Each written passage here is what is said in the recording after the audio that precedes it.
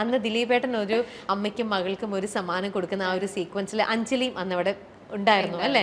പക്ഷെ ദിലീപേട്ടൻ അറിയുന്നുണ്ടായിരുന്നില്ല ആ അമ്മയ്ക്കും മകൾക്കും അന്ന് അങ്ങനെ ഒരു ഗിഫ്റ്റ് കൊടുക്കുന്നുണ്ടെന്നോ ആ ഒരു കാര്യത്തെക്കുറിച്ചൊന്നും അദ്ദേഹത്തിന് അപ്പോഴല്ലേ അത് അദ്ദേഹം അറിയുന്നത്. പക്ഷെ അഞ്ജലി ഇതിന്റെ എല്ലാം അവരുടെ യഥാർത്ഥ സിറ്റുവേഷനും കാര്യങ്ങളും എല്ലാം മനസ്സിലാക്കിക്കൊണ്ട് നിൽക്കുന്ന ഒരാളാണ്. അപ്പൊ അന്ന് ആ ഒരു ഇൻസിഡന്റിൽ അവർക്ക് അത് സമ്മാനം കൊടുക്കുക എന്ന് കണ്ടപ്പോൾ അഞ്ജലിയുടെയും കണ്ണുകളൊന്നും നിറഞ്ഞു. വളരെ ഇമോഷണലായി അന്നും അഞ്ജലി അല്ലേ?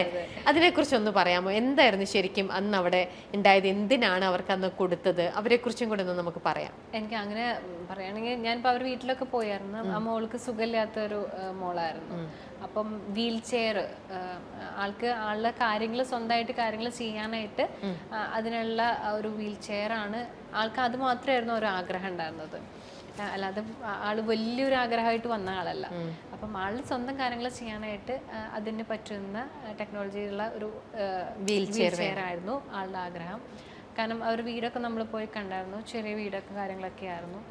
അപ്പം ആ കുട്ടിയെ അങ്ങനെ ഒരു ആഗ്രഹം പ്രകടിപ്പിച്ചു. പക്ഷെ ഒരിക്കലും അത് നോ പറയാതെ അല്ലെങ്കിൽ അതിനെന്ത് ചെയ്യാൻ പറ്റും എന്നുള്ളതായിരുന്നു ഞങ്ങളുടെ സംഘടനയുടെ ആത്മയായിരുന്നു അരമ്പള സ്വരം കിന്നരം ആ ഒരു ഷോ ചെയ്തത്. ഓക്കെ.